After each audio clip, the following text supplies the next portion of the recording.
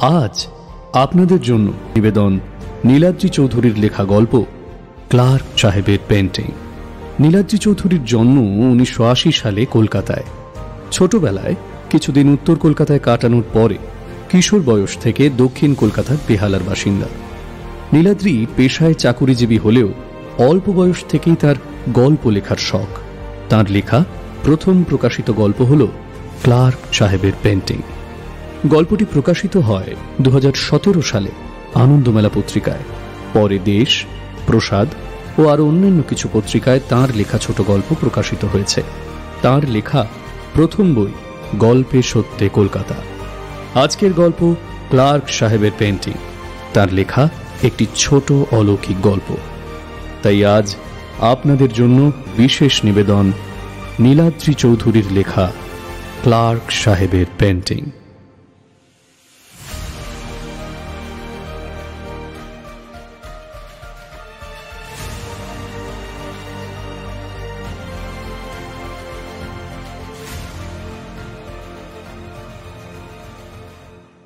শনিবারের সন্ধে আমরা 5-6 জন বন্ধু মিলে ক্লাব ঘরে বসে জোর গুলতানি করছি।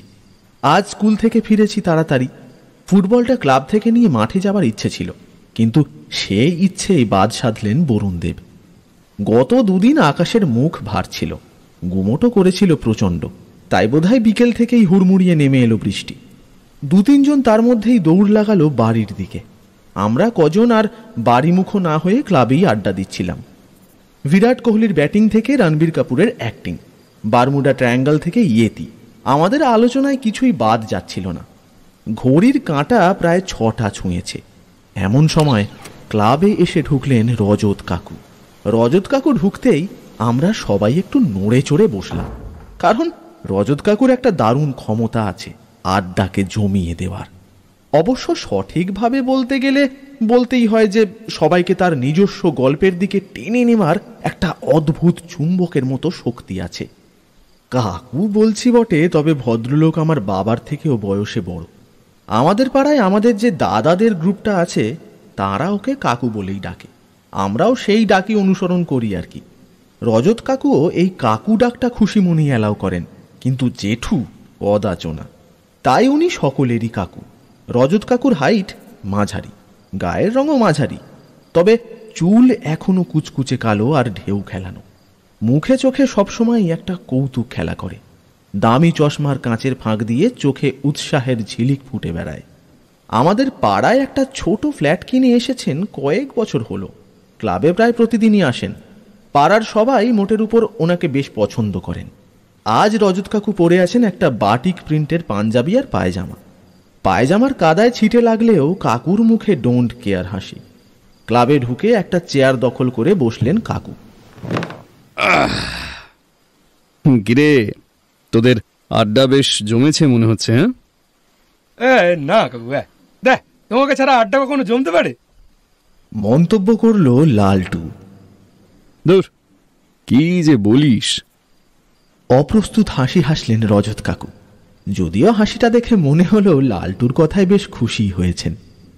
আজকের বৃষ্টিটা যা হচ্ছে, পুরো খিচুড়ি আর ডিম ভাজার ওয়েদার না রে। এই বলে পকেট থেকে পানের ডিবেটা বের করতে করতে বললেন রজত কাকু।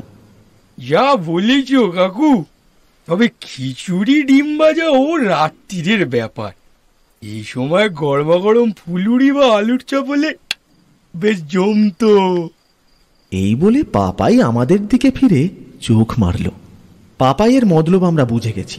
রজত কাকুর হাবভাব দেখে মনে হচ্ছে গল্প বলার মুডে আছেন। অতএব এই সুযোগে কাকুর পকেট একটু হালকা করে তেলে ভাজা ফুলুরি সাঁটানো খুব একটা অন্যায় হবে না। কাকু একবার আমাদের সবার দিকে তাকিয়ে নিলেন, তারপর পাঞ্জাবির পকেট থেকে একটা 50 টাকার নোট বের করে পাপাইকে দিলেন। আচ্ছা, এটা যা চট করে সুরেনের দোকান থেকে নিয়ে আয়, যা খাবি। আর সঙ্গে সঙ্গে আমি, লালটু, পিকলু সবাই যে যার মতো ভোট দিলাম। কারোর পেঁয়াজি পছন্দ তো কারোর মোচার চপ, আবার কেউ বলল ডিমের চপ। পাপাই একবার ধমক দিয়ে আমাদের চুপ করিয়ে দিল। ওই সবাই একসঙ্গে চেল্লাস না, যেটা আনবো সেটাই খাবি।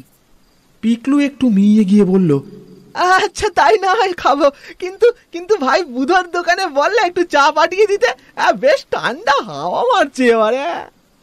ঠিক আছে ঠিক আছে। এই বলে পাপাই ক্লাবের আলমারি খুলে একটা ছাতা বের করে চলে গেল। বুধর দোকান ক্লাব ঘরে বসেই আমরা দেখতে পাচ্ছি। ক্লাবের পরেই মাঠ, মাঠের লাগোয়া রাস্তাতেই বুধর দোকান।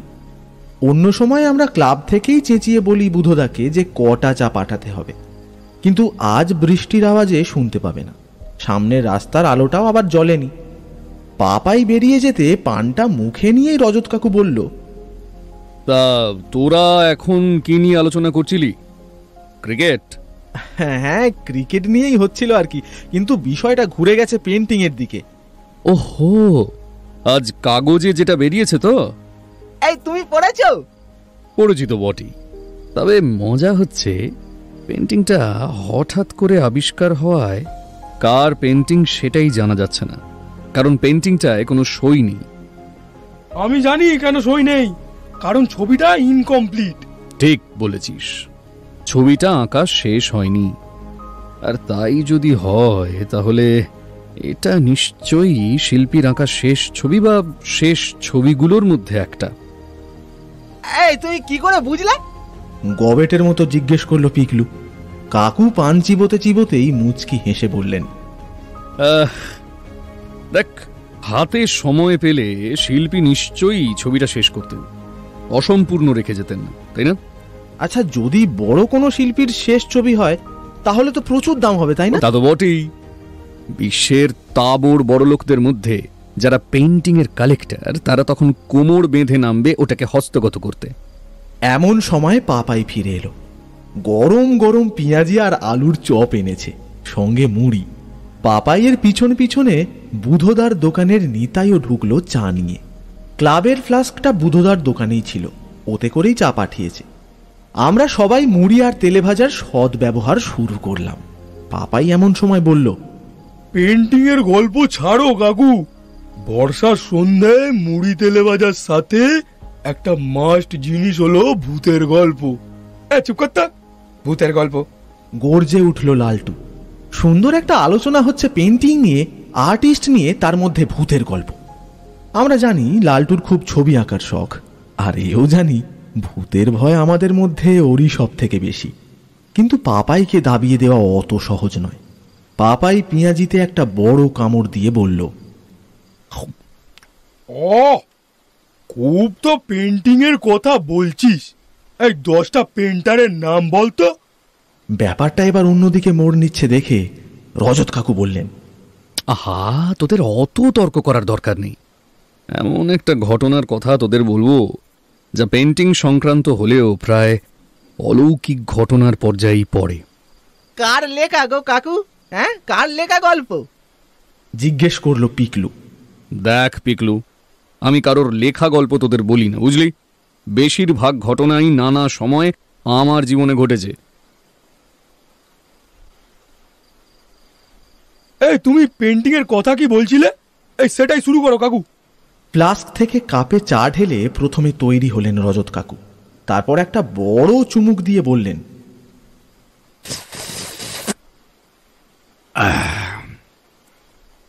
তোরা মুর্শিদাবাদের হাজার দুয়ারিতে গেছিস?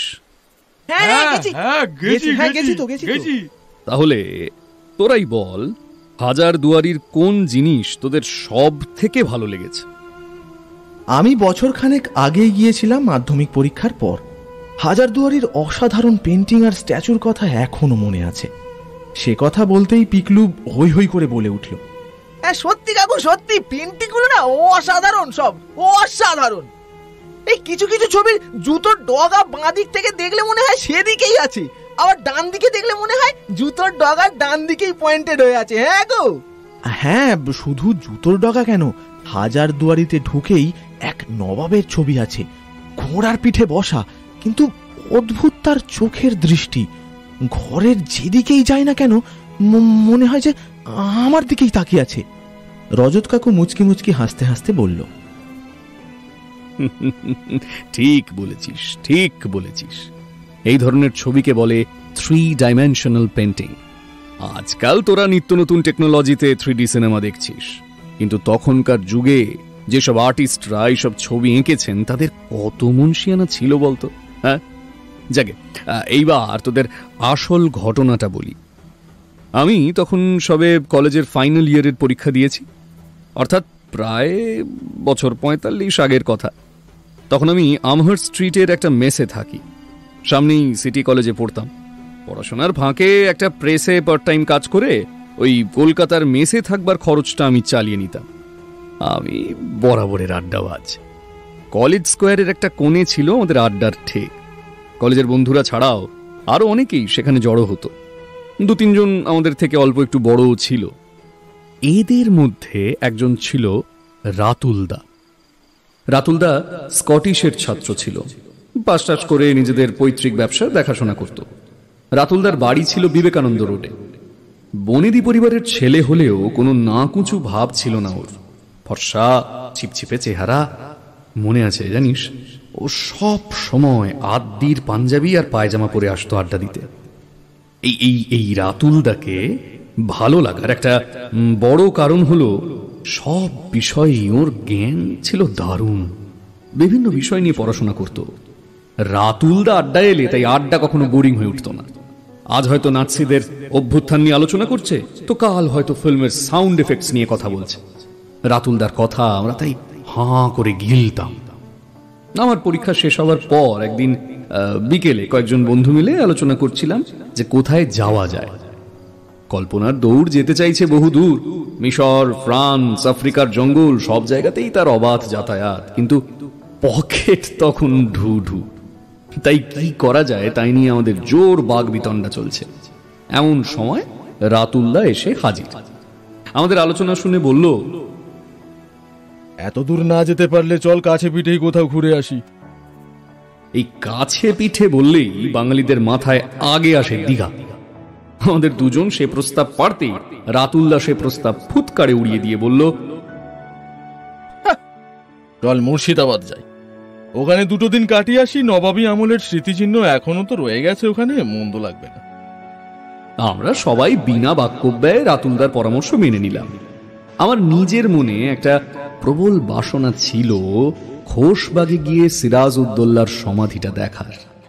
রাতুলদা নিজেও আগে মুর্শিদাবাদ যায়নি। যাই হোক, একদিন সকালে আমরা 5 জনের একটা দল বেরিয়ে পড়লাম। বহরমপুর হয়ে যখন মুর্শিদাবাদ পৌঁছলাম তখন প্রায় দুপুর। পেটে তখন ছুঁচোয় ডন বৈঠক দিচ্ছে। একটা টাঙ্গা ভাড়া করলাম আমরা। টাঙ্গাওয়ালা ছেলেটি একটা হোটেলে নিয়ে গেল আমাদের। হোটেলটা একদম গঙ্গার পাড়ে, ছোট হলেও বেশ পরিষ্কার পরিচ্ছন্ন। সামনে ইমামবাড়া আর তারপরেই হাজারদুয়ারি। আমাদের সবার বেশ পছন্দ হলো হোটেলটা। টাঙ্গাওয়ালা ছেলেটি জানতে চাইল আমরা বিকেলে ঘুরতে বেরোবো কিনা। আমি হ্যাঁ বলে দিলাম। নবাবী গন্ধমাখা প্রাচীন শহরে ঘোড়ায় টানা টাঙ্গায় চড়ে দিব্যি লাগছিল। খেদে উঠে একটু জিরিয়ে নিয়ে আমরা টাঙ্গায় চড়ে বেরিয়ে পড়লাম। প্রথমে ভেবেছিলাম আগে হাজারদুয়ারিতে যাব, কিন্তু টাঙ্গাওয়ালা বারণ করল, কারণ তখন প্রায় বিকেল হয়ে এসেছে। হাজারদুয়ারি ঘণ্টাখানেকের মধ্যেই বন্ধ হয়ে যাবে। ছেলেটি বলল, এত অল্প সময়ে হাজারদুয়ারি ভালো করে দেখতে পারবেন না, কাল দুপুরে বরং তাড়াতাড়ি ঢুকে পড়বেন, তাহলে ভালো করে খুঁটিয়ে দেখতে পারবেন। আমি মনে মনে ভাবলাম তাই সই। টাঙ্গা আমাদের প্রথমেই নিয়ে গেল কাটরার মসজিদে। একসময় বাংলার রাজধানীর বুকে সব থেকে সরগরম হয়ে থাকতো এই মসজিদ, যদিও এখন তার অবস্থা দেখলে দুঃখই হয়। সেখানে মুর্শিদ কুলি খাঁর সমাধি দেখলাম। তারপর একে একে কাঠগোলাপ বাগান বাড়ি, নিমখারাম দেউড়ি, এসব ঘুরে যখন হোটেলে ফিরলাম তখন সন্ধে হয়ে গেছে। হোটেলের মালিক বিমলবাবুর সঙ্গে গল্প করলাম কিছুক্ষণ। ভদ্রলোক বেশ অমায়িক। হাজারদুয়ারির কথা উঠতে উনি বললেন, আপনারা একটা কাজ করুন, কাল সকালে ব্রেকফাস্ট সেরে নৌকোয় চড়ে খোশবাগ চলে যান। যেখানে সিরাজের সমাধি আছে? জিজ্ঞেস করলাম আমি। শুধু সিরাজ কেন, আলিবর্দি থেকে শুরু করে সিরাজ, সিরাজের ভাই, ঘাসেটি বেগম সবার সমাধি আছে ওখানে। ওটা ছিল নবাব পরিবারের সমাধিস্থল। নবাব আলিবর্দি নিজের তত্ত্বাবধানে ওই বাগান তৈরি করেছিলেন। নানা রকম ফুলের গন্ধে জায়গাটা ভরে থাকত, তাই ওই বাগানের নাম খোশবাগ। যাব কিভাবে টাঙ্গায়? জিজ্ঞেস করলো রাতুলদা। আরে না মশাই, খোশবাগ নদীর উপারে নৌকোয় করে চলে যাবেন, কোনো চিন্তা নেই, আমার চেনা নৌকো আছে। আমি বলে দিচ্ছি, আপনারা কাল সকাল 9টা নাগাদ তৈরি হয়ে নিন, আমার হোটেলের পেছন দিক থেকেই নৌকোয় উঠে পড়বেন। খোশবাগ থেকে ফিরে স্নান খাওয়া সেরে দুপুরবেলা হাজারদুয়ারিতে ঢুকে পড়বেন, ভালোভাবে দেখতে পারবেন টাইম নিয়ে। প্রস্তাবটা আমাদের সকলেরই মনে ধরল। আমাদের হোটেলটা ছিল ইমামবাড়ার পাশেই। ইমামবাড়ার পরেই অনেকটা ফাঁকা জায়গায় আরেকটা ছোট মসজিদ, তারপরেই হাজারদুয়ারি। আমরা সবাই ঠিক করলাম সকালে খোশবাগ আর দুপুরে হাজারদুয়ারি। রাতে ডিনার সেরে 10:30টার মধ্যেই আমরা শুয়ে পড়লাম। পরের দিন খোশবাগ দেখতে যাওয়ার সময় মনটা সত্যি দিলখুশ হয়ে গেল। নৌকোয় চড়ে শীষ দিতে দিতে চললাম।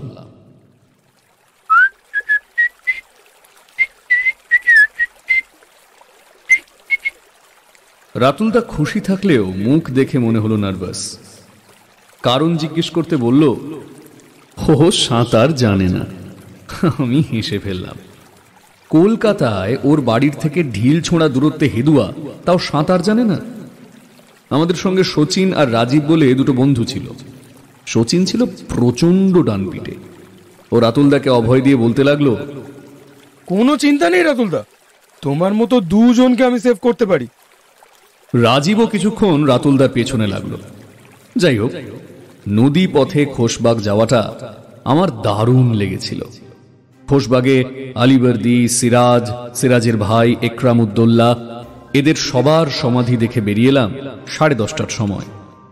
খোশবাগে ঘুরে মনটা একটু ভারী হয়ে গিয়েছিল।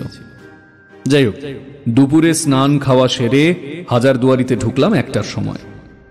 আর হাজারদুয়ারি দেখতে দেখতে এক সময় তন্ময় হয়ে গেলাম। অত সুন্দর সুন্দর পেন্টিং, স্ট্যাচু তার আগে আমি কোথাও দেখিনি। কিছু কিছু স্ট্যাচু সাইজে 1 ফুট থেকে 1.5 ফুট, কিন্তু তাতেও ঘোড়সওয়ারের পেশিবহুল দেহ, যোদ্ধার শিরস্ত্রাণ নিখুঁত ভাবে ফুটে উঠেছে। ওখানে একটা অস্ত্রাগারও আছে। আলীবর্দী, সিরাজের তলোয়ার, নাদির শাহের বল্লম, এইসবও দেখলাম। আমরা প্রত্যেকেই নিজের নিজের মতো করে সময় নিয়ে দেখছিলাম, ফলে প্রত্যেকে একটু আলাদা হয়ে গিয়েছিলাম। ঠিক ছিল মিউজিয়াম দেখা শেষ করে সবাই বাইরে এসে কামানটার সামনে মিট করব। প্রায় 2.5 ঘন্টা পরে আমি বেরিয়ে এলাম। কামানটার সামনে গিয়ে দেখি শচীন আর রাজীব দাঁড়িয়ে আছে। কামানটাকে ওখানে বলা হয় বাচ্চাওয়ালি তোপ। শচীন আর রাজীব দুজনেই একটু ছটফটে গোছের। ওরা বলল, রাতুলদা আর অজয় নাকি এখনো ভেতরে আছে।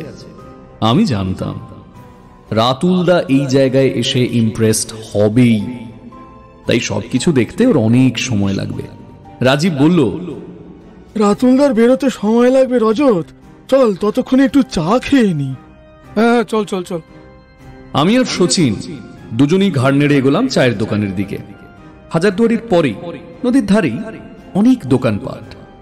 আমরা চা খেয়ে দোকানগুলোয় উঁকি মেরে 5টা নাগাদ কামানটার কাছে পৌঁছে দেখি রাতুলদা আর অজয় সদ্য হাজারদুয়ারির থেকে বেরিয়ে আমাদের দিকে এগিয়ে আসছে। কাছাকাছি আসতেই অজয় বলে উঠল, বাপ রে বাপ, রাতুলদার ছবি দেখার শেষই হয় না। হ্যাঁ, পারলে বোধহয় ছবিগুলোকে নিয়ে বাড়ি চলে যেত। রাতুলদা কাছে আসতেই শচীন ফুট কাটল। কি গো রাতুলদা, রং তুলি ক্যানভাস সব এনে দেবো, তাহলে ভেতরে বসেই ছবি আঁকতে পারতে। রাতুলদা একটু ম্লান হেসে বলল, ওই রকম ছবি যদি আঁকতে পারতাম তাহলে জীবন ধন্য হয়ে যেত। আচ্ছা, তোমাদের বাড়িতেও তো পুরনো আমলের কিছু ছবি আছে, তাই না? হ্যাঁ, জিজ্ঞেস করলো রাজীব। আরে ধুর, কি যে বলিস।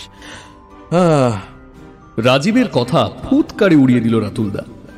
আমাদের কলকাতার বাড়িতে আমার পূর্বপুরুষের আমলের কিছু অয়েল পেন্টিং আছে মাত্র। ঠাকুরদা একবার শখ করে 2টো ছবি অকশনে কিনে এনেছিলেন, কিন্তু সে ছবিগুলো বাহামরি কিছু নয়।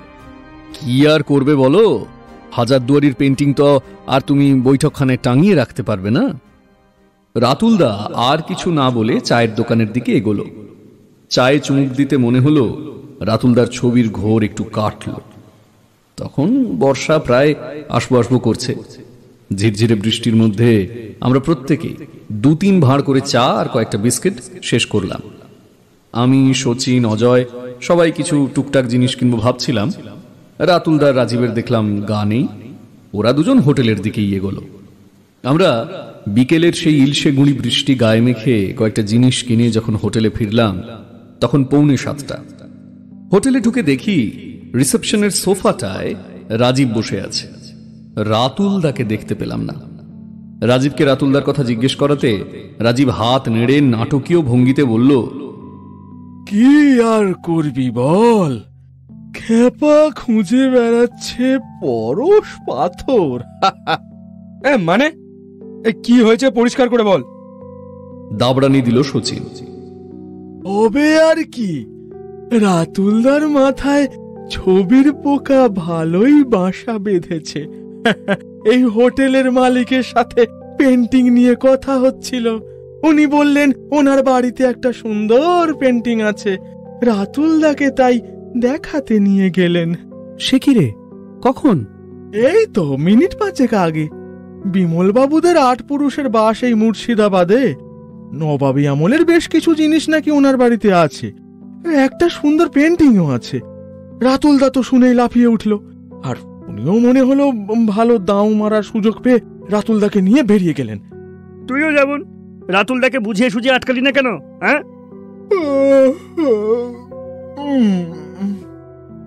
রাজীব আড়মোড়া ভেঙে একটা বড় হাই তুলতে তুলতে বলল,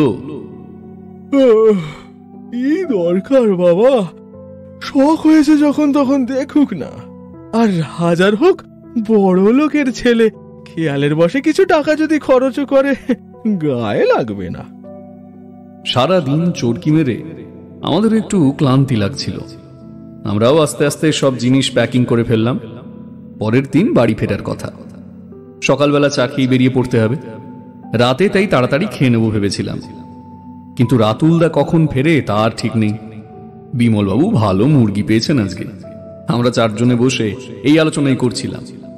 এমন সময় প্রায় 8:15 নাগাদ রাতুলদা ফিরল, সঙ্গে বিমলবাবু। দুজনের মুখেই হাসি। তবে হাসি দেখে আমার মনে হলো বিমলবাবুর মুখে স্বস্তির হাসি আর রাতুলদার মুখে কেল্লাফতে হাসি। আমরা ভাবছিলাম একটু একটু করে বিমলবাবুকে খুঁচিয়ে জিজ্ঞেস করব ওনার বাড়িতে কি কি দ্রষ্টব্য জিনিস আছে, সেগুলো উনি কোথায় পেলেন, এই সব। কিন্তু রাতুলদা আমাদের সেই সুযোগই দিল না। অতিরিক্ত উচ্ছ্বাসে ও হড়বড় করে যা বলল তার সারমর্ম হলো এই যে, হ্যাঁ, বিমল বাবুরা শুধু মুর্শিদাবাদের পুরনো বাসিন্দাই নন, ওনার পূর্বপুরুষদের 2 জন নবাবী দরবারে চাকরিও করতেন। নবাব অবশ্য তখন নামমাত্র, ইস্ট ইন্ডিয়া কোম্পানি আসল কর্তা। কোম্পানির অঙ্গুলি হেলনে নবাবদের চলতে হয়।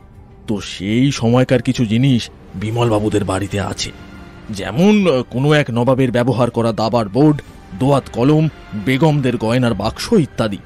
তবে সবচেয়ে ইন্টারেস্টিং জিনিস হলো ডোনাল্ড ক্লার্ক নামের এক সাহেবের আঁকা একটা পেন্টিং। রাতুলদার ভাষায় আউটস্ট্যান্ডিং। ওই জিনিসটি রাতুলদা কিনবে বলে মনস্থ করেছে। আমরা 4 জনই হই হই করে উঠলাম ছবিটা দেখবার জন্য। আরে কি কি কি কি কি কি মানে কত দাম পড়ছে? দেখবো কখন? হ্যাঁ, কি বলছো? হ্যাঁ, বাপরে।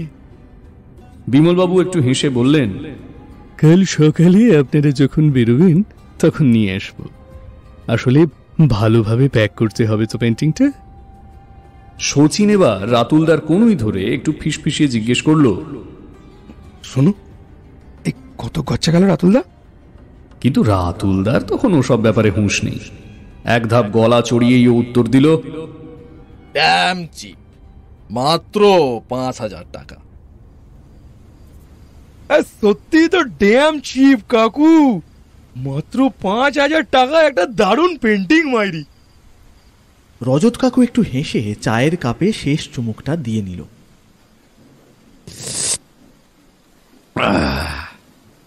তোরা ভুলে যাচ্ছিস ঘটনাটা কবেকার।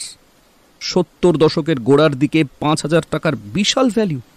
মাত্র 5 টাকায় তখন 1 কেজি পাঁঠার মাংস পাওয়া যেত, বুঝলি? গল্পটা অন্যদিকে মোড় নিচ্ছে দেখে পাপাই রজত কাকুকে ট্র্যাকে ফেরানোর জন্য বলল, ওদের কথা ছাড়ো কাকু, আসল কথা হলো, তোমার রাতুলদা পেন্টিংটা কিনে নিলেন, তারপর কি হলো? পানের ডিবে থেকে একটা পান বের করে মুখে পুরলেন রজত কাকু। তারপর আর একটা কৌটো থেকে সুগন্ধি জর্দা খুলে মুখে নিলেন। এইবার গল্পের সবচেয়ে ইন্টারেস্টিং জায়গাটা বলতে যাচ্ছি, মন দিয়ে শোন। রাতুলদা তো সেই পেন্টিং বগল দাবা করে কলকাতায় ফিরল। বিমলবাবুর ভাই তখন কলকাতায় থাকতেন। ঠিক হয়েছিল রাতুলদা বাড়ি ফিরে ওনাকেই চেক দিয়ে দেবে। বহরমপুর থেকে ট্রেনে ফেরার সময় আমরা সবাই উসখুস করছিলাম একবার ছবিটা দেখার জন্য, কিন্তু রাতুলদা একেবারেই রাজি নয়।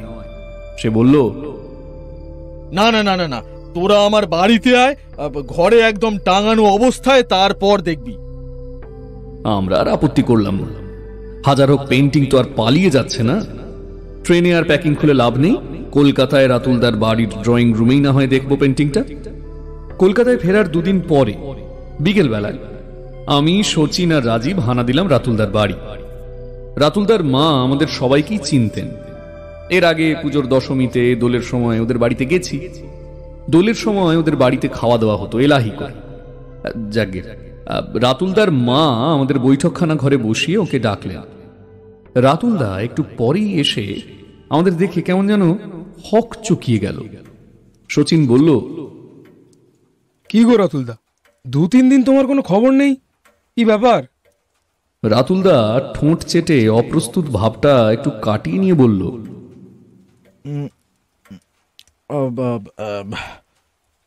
না না, বাড়িতেই ছিলাম, বেরোনো হয়নি কোথাও। তা তা তোরা এই বিকেল বেলায় আড্ডা বসেনি আজকে? আরে তোমার বাড়িতেই তো এলাম আজ আড্ডা দিতে, তবে আগে ছবিটা দেখি, তারপরে আড্ডা দেব। ছবি? রাতুলদা একটু বিহবল হয়ে জিজ্ঞেস করলো। এবার শচীন জোরের সঙ্গে বলল, হ্যাঁ রে বাবা, ছবি। তুমি তো আগের দিন বললে তোমার বাড়িতে এসে পেন্টিংটা দেখতে, তাই তো এলাম। সেদিন তো তুমি মোড়কটা খুললেই না। রাতুলদা এবার যেন একটু লজ্জা পেয়েই বলল, ও মানে ওই বলেই গিয়েছিলাম আর কি। চল চল, আমার ঘরে চল, ওখানেই রেখেছি, চল। এই ব্যাপারটা আমার একটু অবাক লাগলো। ওদের বাড়ির সব পেন্টিংই ওই বিশাল ড্রয়িং রুমটায় ছিল। সেখানে না রেখে ছবিটাকে রাতুলদা নিজের ঘরে রেখেছে কেন তা বুঝলাম না। যাই হোক, দেখে তো আসি, নিশ্চয়ই খুব ভালো হবে ছবিটা। আমরা তিনজনই রাতুলদার সঙ্গে ওর ঘরে গিয়ে ঢুকলাম। খাট ছাড়া একটা বিশাল ক্যাবিনেট একদিকের দেওয়ালে, পড়াশোনা করার একটা সুন্দর টেবিল চেয়ার ক্যাবিনেটের ঠিক সামনে রাখা। ক্যাবিনেটের ঠিক উল্টো দিকের দেওয়ালে টাঙানো ছবিটার দিকে চোখ গেল আমাদের। সত্যি চোখ আটকে যাওয়ার মতো ছবি। এক সাহেব ঘোড়সাওয়ার ঘোড়ার পিঠে রিজু ভঙ্গিতে বসে, পোশাক দেখে মনে হয় ইস্ট ইন্ডিয়া কোম্পানির আমলের সেনা অফিসার। কোমর থেকে ঝুলছে তলোয়ার। ঘোড়সাওয়ারের দৃষ্টি অদ্ভুত, মনে হয় সে এক অদ্ভুত দৃশ্য দেখছে। ছবির একদম ডান দিকে সতীদাহের চিতা সাজানো, একটি মেয়েকে ঘিরে ধরে কিছু লোক দাঁড়িয়ে। ঘোড়সাওয়ার সাহেবের চোখে ঘৃণা ও বিদ্রুপ মেশানো এক অদ্ভুত দৃষ্টি। চিতার একটু পাশেই নদী, আকাশে ঘন মেঘের মাঝে বিদ্যুতের চমক। সব মিলিয়ে একটা নাটকীয় ছবি। আমার মুখ দিয়ে নিজের অজান্তেই বেরিয়ে গেল, অ্যামেজিং। ছবিতে প্রত্যেকের চেহারা এত নিখুঁতভাবে আঁকা যে মনে হয় দামি ক্যামেরায় ছবি তুললেও এতটা মোহময় হয় না। শচীন আর রাজীবের মতো ছেলেও দেখলাম ছবিটা দেখে একটু মোহগ্রস্ত হয়ে পড়েছে। ছবির নিচে ক্যানভাসের একদম ডান দিকে আর্টিস্টের নাম সই করা রয়েছে, ডোনাল্ড ক্লার্ক। আমি রাতুলদার দিকে ফিরে বললাম, সত্যি দারুণ ছবি রাতুলদা। রাতুলদা যেন একটু ভ্যাবা চেকা খেয়ে গিয়ে বলল, হ্যাঁ দারুণ তো ঠিকই, তবে মনে হলো রাতুলদা যেন কি একটা বলতে গিয়েও বলতে পারল না।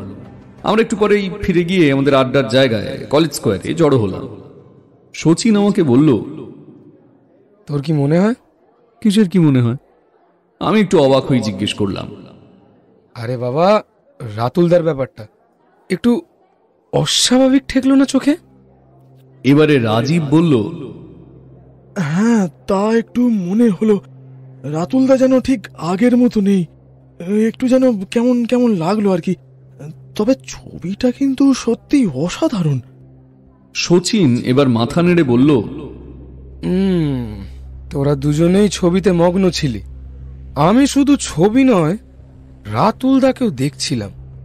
ওকে কেমন যেন একটা পিকিউলিয়ার লাগছিল। মনে হচ্ছিল সন্দিগ্ধ চোখে ছবিটার ভিতর কি যেন খুঁজছে। ছবির মধ্যে আবার কি খুঁজবে? হ্যাঁ, জিজ্ঞেস করলো রাজীব। শচীন চায়ের ভাঁড়ে একটা বড় চুমুক দিয়ে বলল, সেটা জানতে পারলে তো ফুরিয়ে যেত, তবে কিছু একটা ব্যাপার আছে। আমি কিছুক্ষণ থেকেই একটা কথা ভাবছিলাম। বললাম, মুর্শিদাবাদের হোটেল মালিক বিমলবাবুর কথা মনে পড়ছে। সেদিন মনে হয়েছিল ভদ্রলোক যেন ছবিটা বিক্রি করে স্বস্তি পেয়েছেন। হবে না, ভালো দাম মেরেছে তো। অজয়ের গলা। আমি ঘুরে দেখি অজয় কখন এসে দাঁড়িয়েছে। আমি মাথা নাড়লাম, বললাম, দাও নয়, এ অন্য কিছু। চার তা এনে ঘড়ি গরম খা। এই বলে অজয় ঘটি গরমের ঠোঙাটা এগিয়ে দিল আমাদের দিকে। আলোচনাও অন্যদিকে মোড় নিল। ব্যাপারটা সেদিন ওইখানেই চাপা পড়ে গেল। পরের দিন আমি বর্ধমানে আমাদের গ্রামের বাড়িতে এলাম। দিন চারেক পরে ফিরে এসে কলেজ স্কোয়ারে আমাদের বিকেলের আড্ডায় সবাইকেই পেলাম, এক রাতুলদাকে ছাড়া। সেই দিনই একটা ঘটনা ঘটল। রাত প্রায় 9টা নাগাদ বিডন স্ট্রিটের মোড়ে হঠাৎ রাতুলদার সাথে দেখা। রাতুলদাকে দেখে আমি চমকে উঠলাম। রাতুলদার ফিটফাট ভাব একেবারে উধাও, চুল উস্কো খুস্কো, চোখের কোণে কালি, দাড়ি কামাইনি বোধহয় 2-3 দিন। আমি অবাক হয়ে জিজ্ঞেস করলাম, রাতুলদা, কি হয়েছে তোমার? এইরকম চেহারা কেন? না না না, ও কিছু না, একটু পড়াশোনার চাপ পড়েছে তাই। পড়াশোনা? পড়াশোনা মানে কিসের পড়াশোনা? নতুন কোনো কোর্স করছো নাকি? না, তা নয়। এই, তোর হাতে একটু সময় আছে? তাহলে তোকে একটা জিনিস দেখাবো। কি দেখাবে? একটু ভেবে নিয়ে রাতুলদা বলল, এই, তুই আমার সঙ্গে আমার বাড়িতে চল, তোকে একটা জিনিস দেখাবো। অন্য কাউকে বলতে পারছি না, তাই পড়ছি আর কি, একটু কয়েকটা জিনিস নিয়ে। কি বলতে পারছো না? আর কি নিয়েই বা পড়াশোনা করছো তুমি? আরে তুই আগে আমার বাড়িতে চল না, না হলে তোকে বোঝানো যাবে না। এই বলে রাতুলদা আমার হাত ধরল। সঙ্গে সঙ্গে আমি চমকে উঠলাম। রাতুলদার হাত আগুনের মতো গরম। জ্বর এসেছে নাকি? রাতুলদার এরকম পাগলাটে আচরণ আমি মোটেই বরদাস্ত করতে পারছিলাম না। দেখাই যাক না ও কি দেখাতে চায়। আমিও রাতুলদার সঙ্গে হাঁটা লাগালাম। সে রাতে রাতুলদার বাড়িতেই খাওয়া দাওয়া সারলাম। রাতুলদাই প্রস্তাব দিল ওর ঘরেই রাত্রিটা থাকার জন্য। আমার তো আপত্তির কারণই নেই। কলকাতার মেসে 6 ফুট বাই 3 ফুট, এই তো চৌকির সাইজ, সেইখানেই তো শুই। ভাবলাম একটা দিন তো অন্তত পালঙ্কে শুয়ে আরামে ঘুমানো যাবে। রাতুলদার ঘরে অনেকগুলো নতুন বইও দেখলাম, তার কয়েকটা পেন্টিং নিয়ে। বুঝলাম রাতুলদার মাথায় ছবির পোকা ভালোই বাসা বেঁধেছে। আমার মনের কথা রাতুলদা বোধহয় পড়তে পেরে আমাকে বলল, তুই যা ভাবছিস তা নয়। পেন্টিং নিয়ে পড়াশোনা করছো, এ তো ভালো কথা, এত চাপ নিচ্ছ কেন? রাতুলদা কিছুক্ষণ হতভম্বের মতো তাকিয়ে থেকে বলল, বুঝতে চেষ্টা করছি, ভীষণ চেষ্টা করছি, কিন্তু কিন্তু পারছি না। কি ব্যাপার বলো তো রাতুলদা, কি বোঝার কথা বলছো তুমি? ঠিক সেই সময় ঘড়িতে 11টার ঘন্টা বাজল। বৈঠকখানায় একটা গ্র্যান্ডফাদার ক্লক ছিল। তার আভিজাত্যপূর্ণ ঘন্টার আওয়াজে পরিবেশটা যেন আরো গম্ভীর হয়ে উঠল। রাতুলদা অস্ফুটে বলল, শুয়ে পড়, বাকি কথা পরে বলবো। আমি তখন সত্যি ক্লান্ত হয়ে পড়েছিলাম। সেদিন সকালেই বর্ধমান থেকে ফিরেছি, তারপর সারাদিন ভালোই চরকিবাজি হয়েছে। আমিও আর কথা না বাড়িয়ে শুয়ে পড়লাম। সারাদিনের ক্লান্তিতে অল্পক্ষণের মধ্যেই ঘুম নেমে এলো চোখে। হঠাৎ একটা অস্বস্তিতে ঘুম ভেঙে গেল আমার।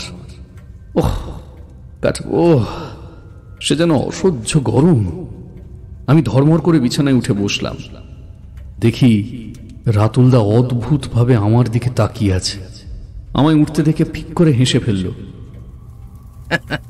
কি রে, খুব গরম লাগছে না?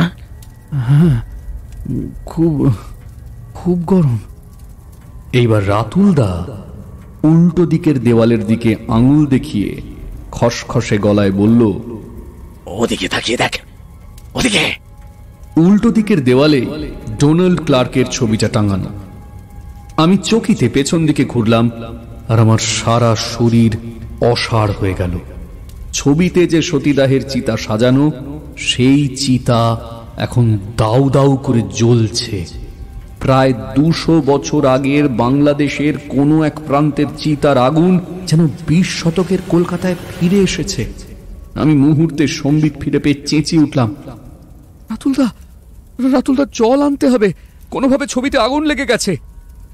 রাতুলদা সেই একই রকম খসখসে গলায় বলল, চুপ চুপ চুপ কর, ওই দেখ। আমি আবার ছবির দিকে ঘুরলাম।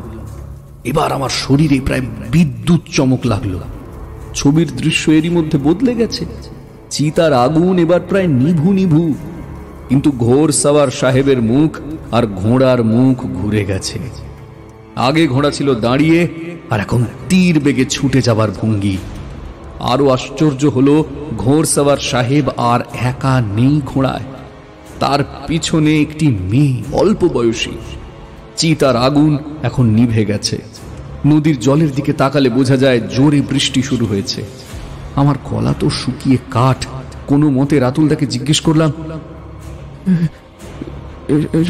এসব কি রাতুলদা, এসব কি হচ্ছে? আরো আছে, আরো আছে, এবার তাকিয়ে দেখ, দেখে যা। আমি মোহগ্রস্তের মতো ছবির দিকে ঘুরে দেখি, ছবি আবার বদলে গেছে। এবার একটা কুঠি বাড়ির ছবি। সেই ঘোড়সাওয়ার সাহেব আর মেয়েটিকে দেখা যাচ্ছে কুঠি বাড়ির ঘরে।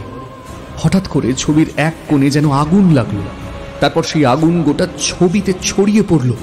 আমার মনে হলো গোটা ক্যানভাসটায় আগুন লেগে গেছে। আমি আর কথা বলার মতো অবস্থায় ছিলাম না, চুপচাপ বসে দেখতে লাগলাম। আস্তে আস্তে আগুনটা নিভল। গোটা ক্যানভাস এখন সাদা, যেন কয়েকশো বছর আগের কোনো বিয়োগান্ত নাটক আমাদের সামনে অভিনীত হলো।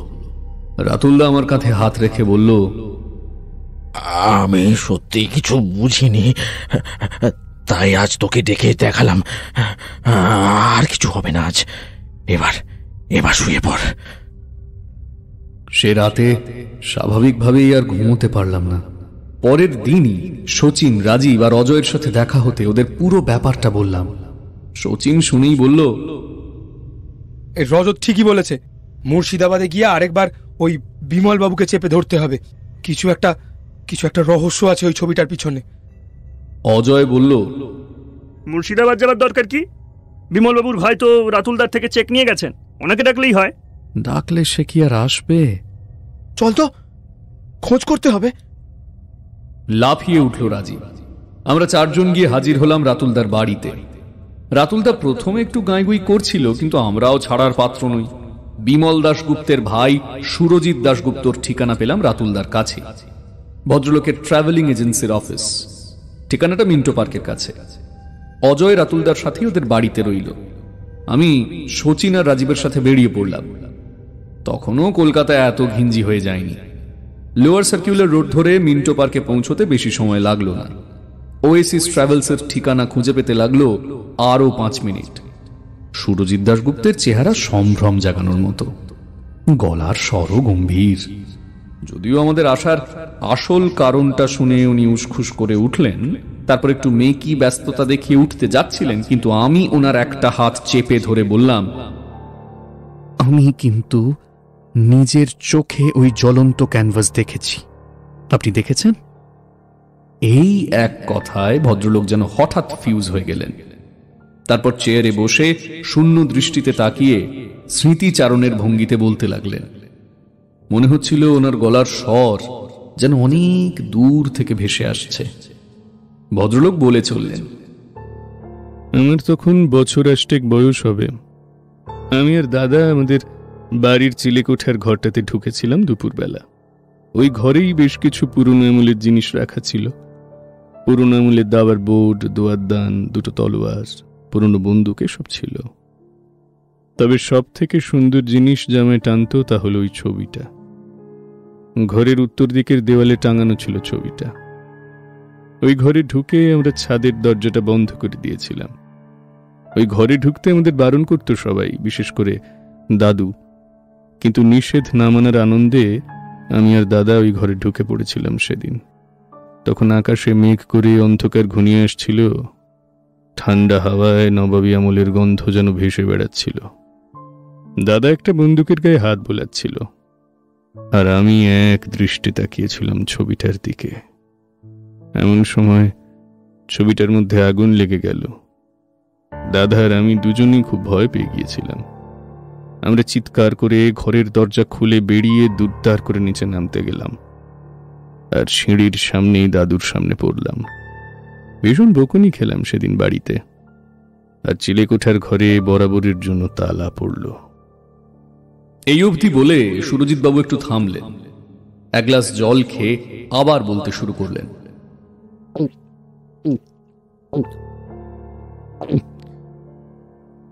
আসল কারণটা একটু বড় হয়ে দাদুর কাছেই শুনেছিলাম। ঘটনাটা খুব সম্ভব পলাশির যুদ্ধের কিছু পরের। তখন ইস্ট ইন্ডিয়া কোম্পানি বাংলায় ভালোভাবে থাবা গেড়ে বসেছে। এই সময় ডোনাল্ড ক্লার্ক নামের এক কোম্পানির ফৌজি অফিসার বাংলায় আসেন। এই ক্লার্ক সাহেবের খুব ঘনিষ্ঠ বন্ধু ছিলেন রবার্ট জনসন। তিনিও ফৌজি অফিসার। একদিন জনসন মুর্শিদাবাদে গঙ্গার ঘাটে সতীদাহের দৃশ্য দেখে চমকে ওঠেন। একটি অল্প বয়সী মেয়েকে সবাই মিলে ঠেলে জ্বলন্ত চিতায় তুলছে। এ দৃশ্য সহ্য করতে পারেননি তিনি। ঘোড়া ছুটিয়ে গিয়ে তলোয়ার খুলে ঝাঁপিয়ে পড়েন সেই লোকগুলোর উপর। একে সাহেব, তাই হাতে তলোয়ার। বীর পুঙ্গবদের বীরত্ব ছুটে গিয়ে মেয়েটিকে ফেলে সবাই পালায়।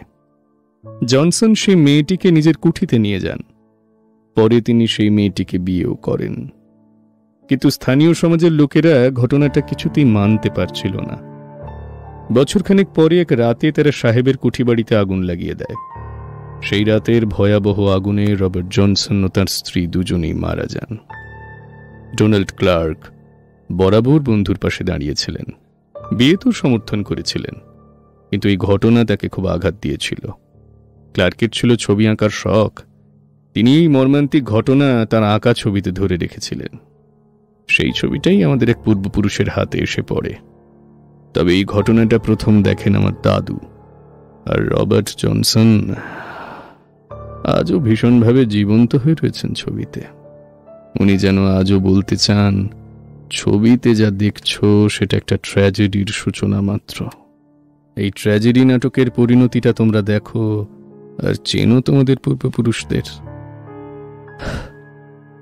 চেনো আমাদের পূর্বপুরুষদের। এই অবধি বলে থামলেন সুরজিৎবাবু। আমরাও চুপ হয়ে গিয়েছিলাম রবার্ট জনসনের কাহিনী শুনে। একটু পরে শচীন বলল, তাহলে সব জেনে শুনেও আপনার দাদা কেন ওই ছবিটা বিক্রি করলেন? সুরজিৎবাবু মাথা নাড়তে নাড়তে বললেন, দাদার কিছুদিন ধরেই ব্যবসায় মন্দা যাচ্ছে, তাই বোধ হয়। রাতুলবাবুর চেকটা আমি এখনো ভাঙাইনি, উনি চাইলে ফেরত দিয়ে দেব। এই অবধি বলে রজত কাকু থামল। এদিকে আমরা অধৈর্য হয়ে উঠেছি। পিকলু তাড়া দিয়ে বলল, তারপর কি হলো কাকু? ভদ্রলোক চেকটা ফেরত দিলেন? না না না না না, রাতুলদা ছিল নিপাট ভদ্রলোক। ও আসল ঘটনাটা জানার পর প্রকৃতিস্থ হল অনেকটা, কিন্তু চেক ফেরত নেয়নি, আর পেন্টিংটাও হাতছাড়া করেনি। ওদের বিবেকানন্দ রোডের বাড়িতে তেতালার একটি ঘরে ছবিটা রেখে দিয়েছিল রাতুলদা। তারপর আমি গ্র্যাজুয়েশনের পরে আমেদাবাদে চলে যাই। রাতুলদার সাথে চিঠিতে কয়েক বছর যোগাযোগ ছিল, কিন্তু তারপর যা হয় আর কি। আমি তো কাজের সূত্রে ব্যাঙ্গালোর, পুনে, পাটনা নানা জায়গায় ঘুরেছি। আস্তে আস্তে যোগাযোগ ছিন্ন হয়ে যায়। তবে এখনো যেন চোখের সামনে ছবিটা দেখতে পাই। ঘোড়ায় চড়ে এক তরুণ ব্রিটিশ চোখে প্রতিবাদের ভাষা নিয়ে তাকিয়ে আছে প্রাচ্যের এক অদ্ভুত সংস্কারাচ্ছন্ন সমাজের দিকে। বৃষ্টি ধরে গিয়েছে। ঝিঝি পোকার ডাক আর ব্যাঙের ডাক মাঠের দিক থেকে ভেসে আসছে। পাপাই পেঁয়াজিতে একটা কামড় দিয়ে এমন সময় বলে উঠল, গল্পটা দারুণ জমেছে কাকু। বৃষ্টির সন্ধ্যায় তেলে ভাজার সাথে মিশেলটা দারুণ হলো। রজত কাকু পানের ডিবে থেকে আর একটা পান মুখে পুরে সুগন্ধি জর্দার গন্ধ ছড়িয়ে দিল। দেখ, ঘটনাটা কিন্তু গল্প হলেও সত্যি।